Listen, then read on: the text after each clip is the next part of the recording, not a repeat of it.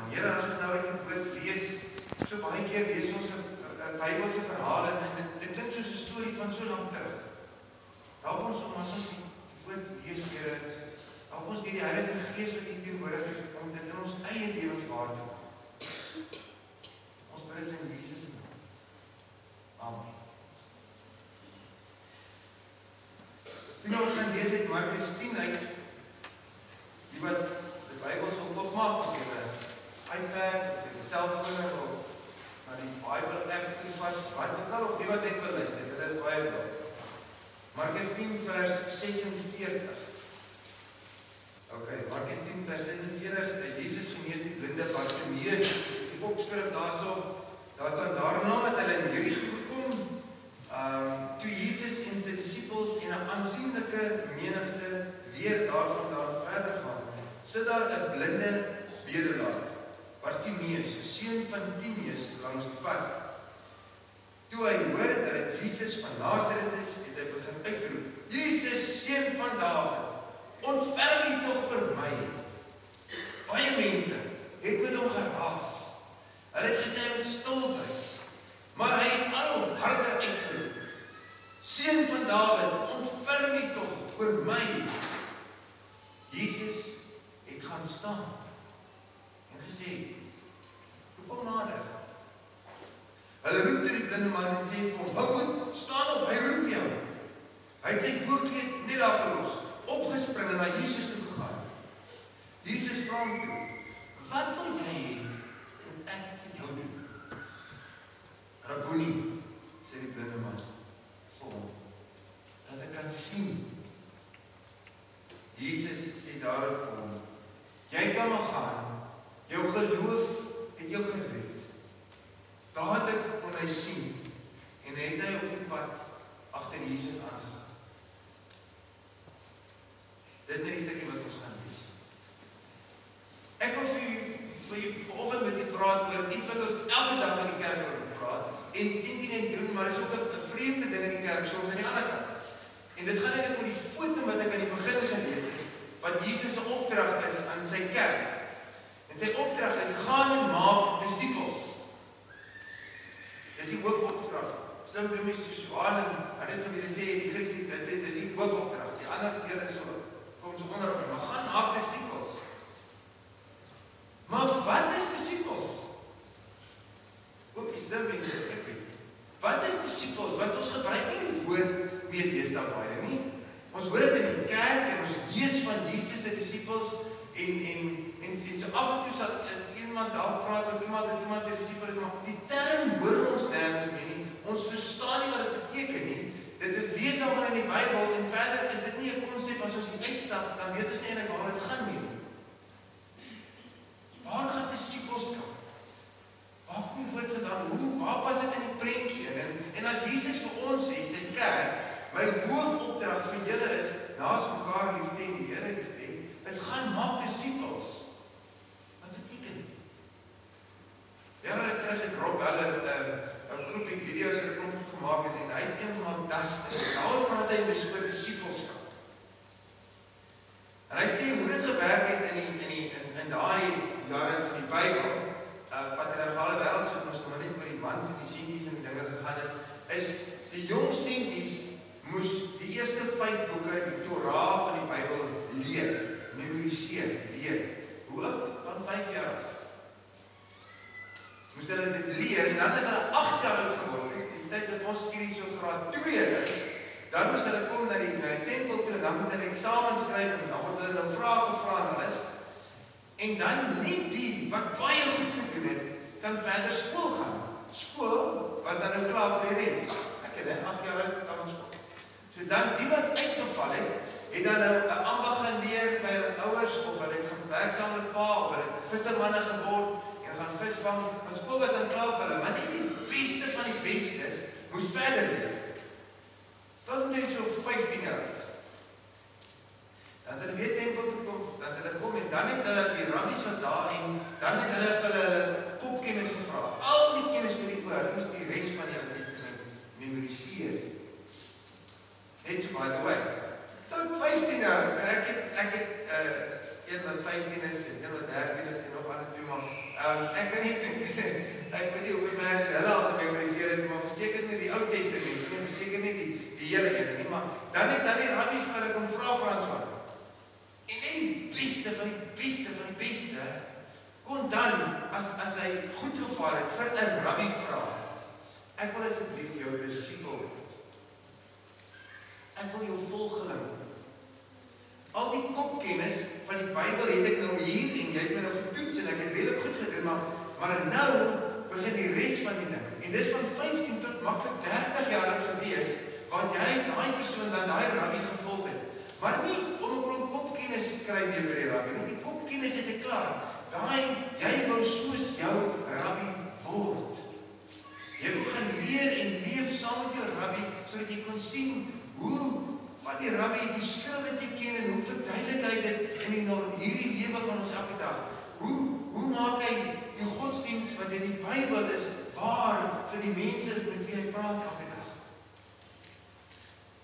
En dan die sêding was dan, may you be covered in the dust of your rabbi. Die van julle wat nou al daar, daai lande daarbo was, ek was op 'n stadium in Afghanistan, maar dis net stof, glo my, dis hoekom hulle voete moes was altyd, ek kon nooit verstaan tot ek daar was, jy is net stof. Maar dan sê hy, mag jy so naby aan jou rabbi loop en leef elke dag, dat sy stof op jou kom. So moet jy leer om soos jou rabbi te word. Dis die doel van 'n disipel.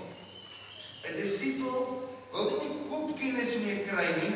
'n Disipel wil leer om te word en te leef soos die rabbi, soos die leermeester. Hulle sê dis die verskil tussen 'n student en 'n disipel. 'n Student wil net leer die kopkennis van die rabbi, die leermeester. Dit wat die leermeester weet, wil die student ook kan weet, maar 'n disipel wil word soos die leermeester. Iemand sê, a disciple of Jesus is someone who follows him in order to become just like him. Discipleship is a matter of being with and being like, more than a matter of just following rules.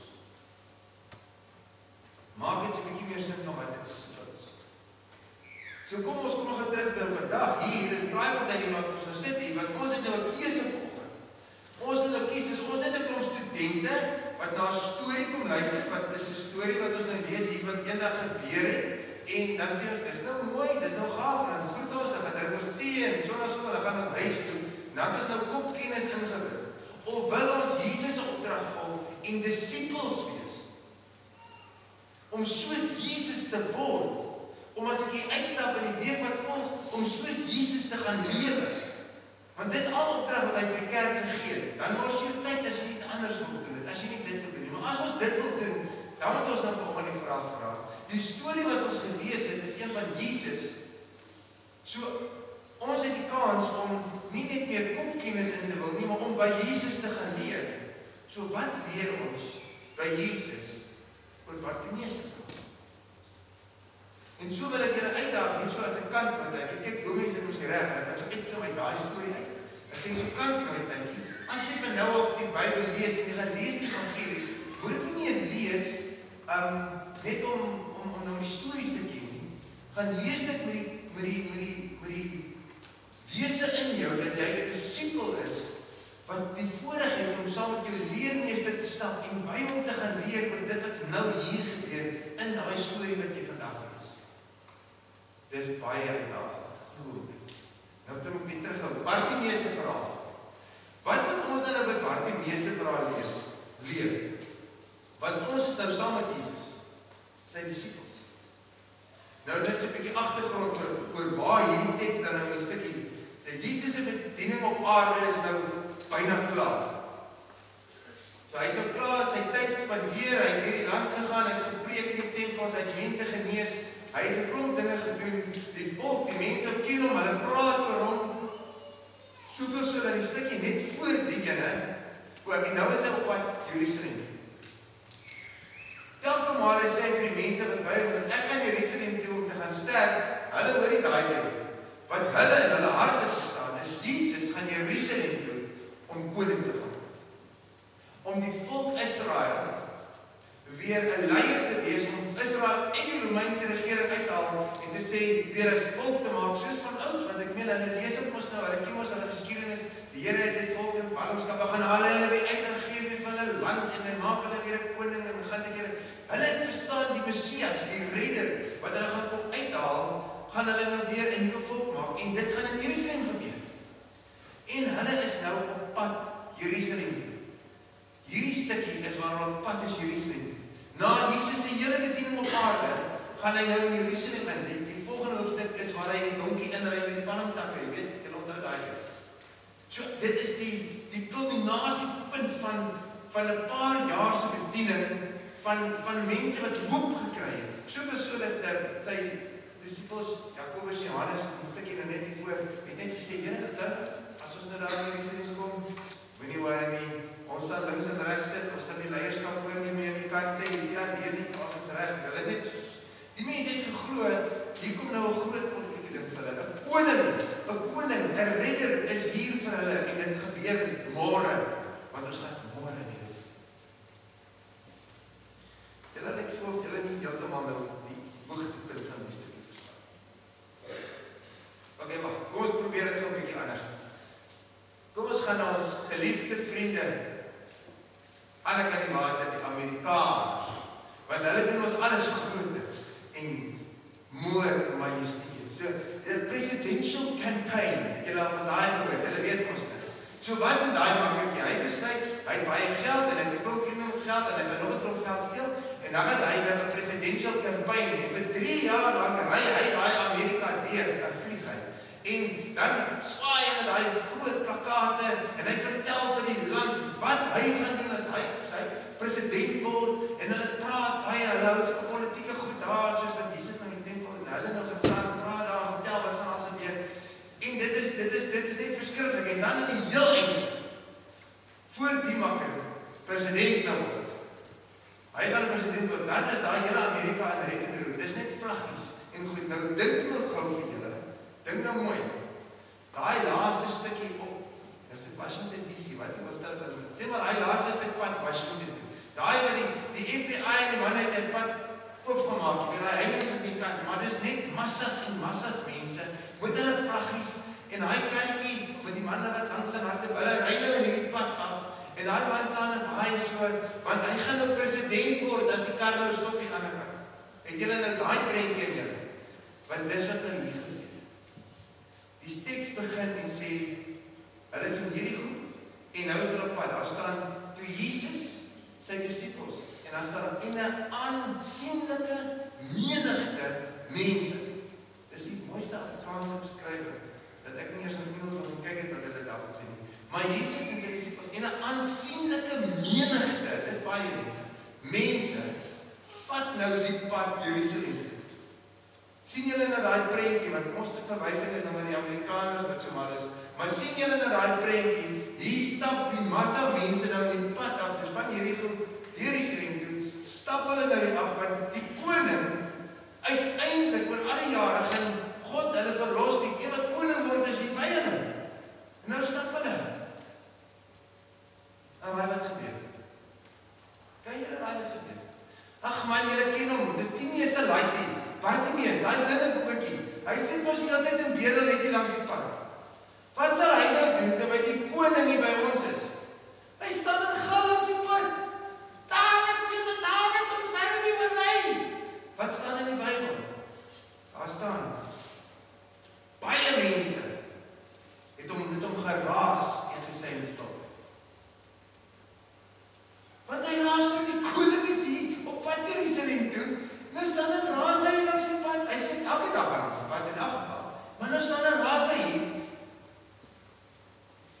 Nou, disippels, wat doen Jesus? Die een waar ons gaan, so by the way, as julle dan vergeet, daar staan, en Jesus het gaan staan. Het verstaan. Sien hy prentjie, die menigte mense op pad Jerusalem, en Jesus, en hy sê, kom nader. Wat die meer vergeet skoon sy klere, of sy onderklere, stap die deur, en dan gaan Jesus, en Jesus vraag hom, wat wil jy hê,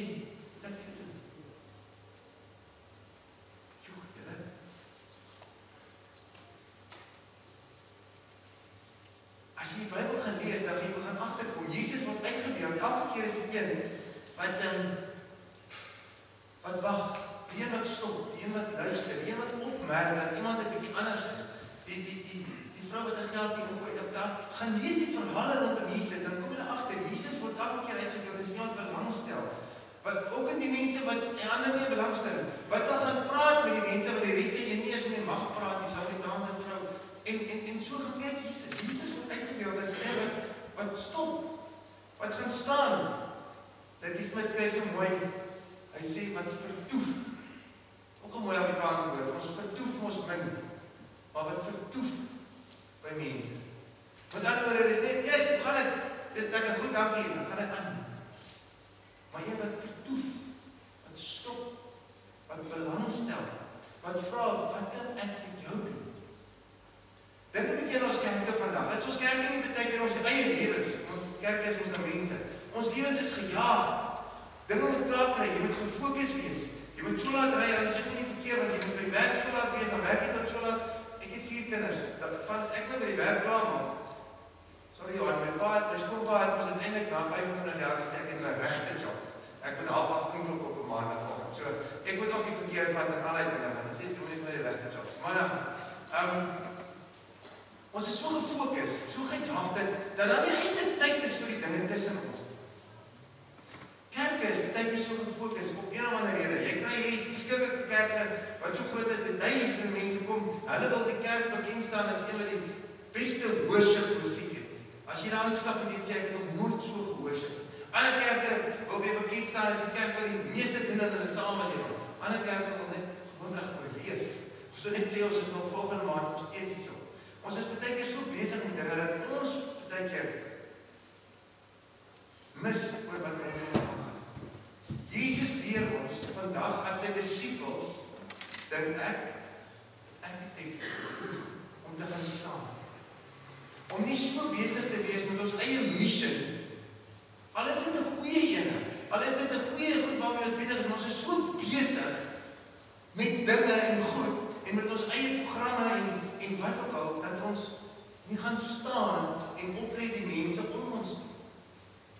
Partykeer is dit mense wat jy elke dag sien. Partykeer is dit mense wat jy nie meer raak sien nie, omdat jy hulle elke dag sien. Hulle het almal daar rond vir Bartimeus geken, want dit is Timeus se laai, hy het groot geword daar. Hy is 'n bedelaar, want hy is gestremd, hy is blind, hy kan nie werk nie, daar's nie sassa nie, so hulle moet vir hom sorg. Let ons nog op, wat het ons leer by Jesus? Jesus het gaan staan, hy het geluister, hy luister regtig na mense. Hy hoor die roepstem van een wat eenkant uit die massa uit is, en hy nooi hulle in, hy sê, kom praat met my, wat kan ek vir jou doen? Hy sien mense daar, hy vertoef by mense.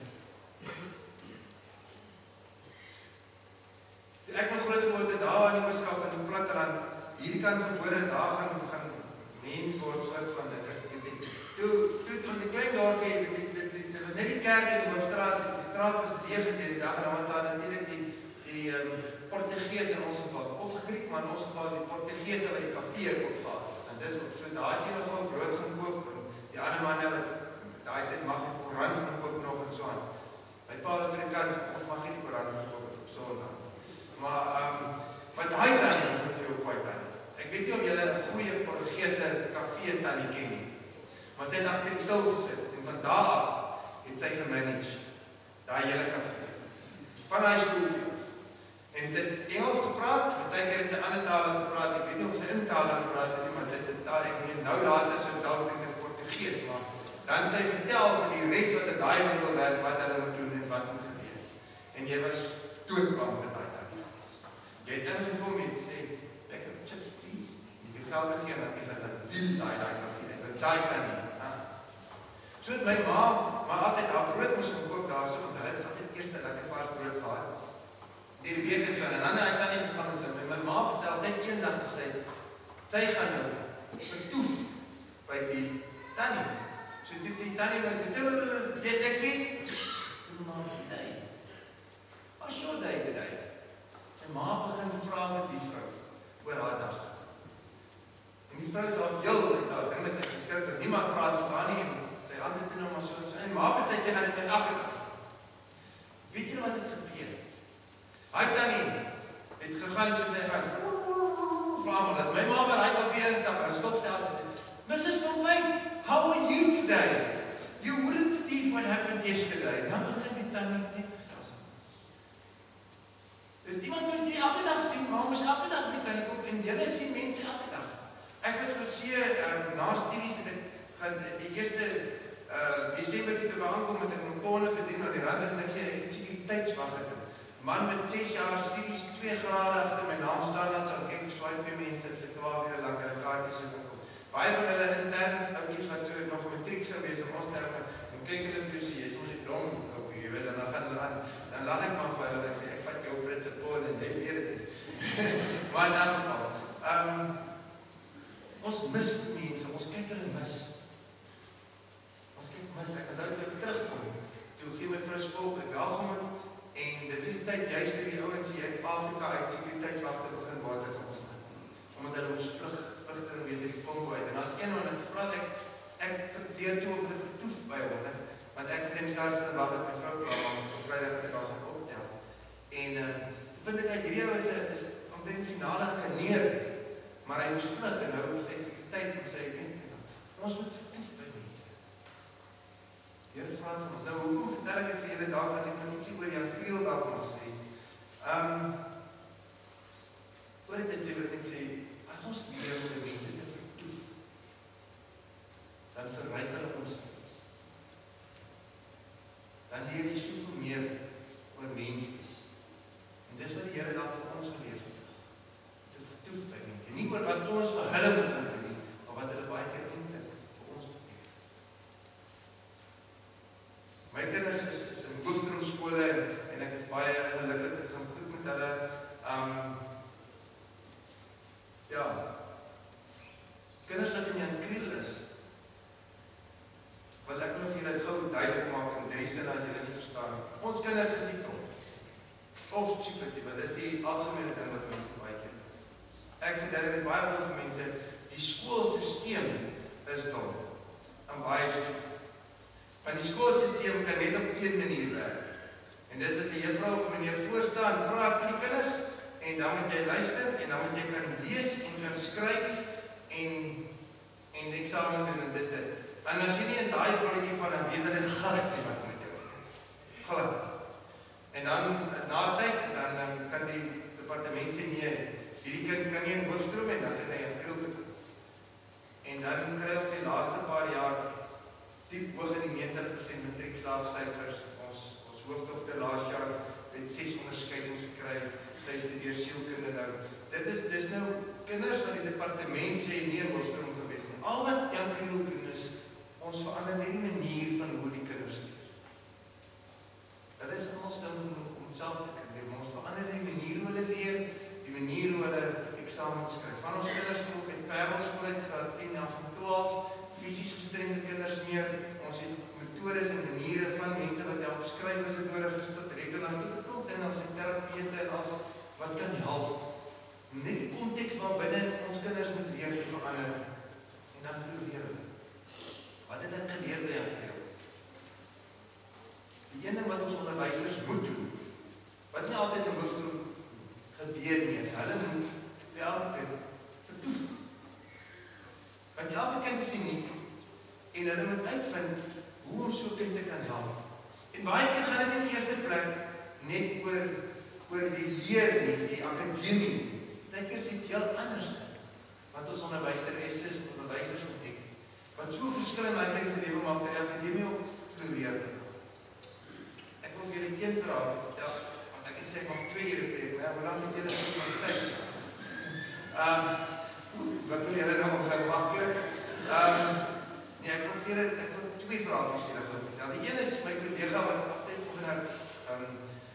sy seun was in Jan Kriel gewees. Hy kom uit Parelskool, hy is nie pleeg, ander woorde, die armpie en die beentjie is 'n bietjie nie so lekker, dan armpie. So deel van Stefan se terapie was dat die arbeidsterapie om sterker moes maak liggaamlik. En sy het hom laat fiets stap, want dan help jy een been die ander been nie. Die uiteinde, as ek nou vinnig skiet is, dat Stefan Suid-Afrikaanse paralympiese fietsrenner. Maar wat dit vir sy menswees beteken, en vir sy selfbeeld beteken, en wat dit op die ouene vir sy akademie en alles in sy lewe beteken.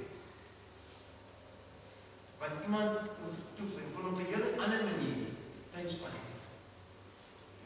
Ek het net by jou bedoel begin, ek is nooit so, dit is my 3de jaar, so 2 jaar terug, so tydjie nou sit ek al my kindpootjie, so dis op die, is dit daar naby die hoogte van ons, sit so 'n aparte kindpootjie daar, hier te klop in die deur.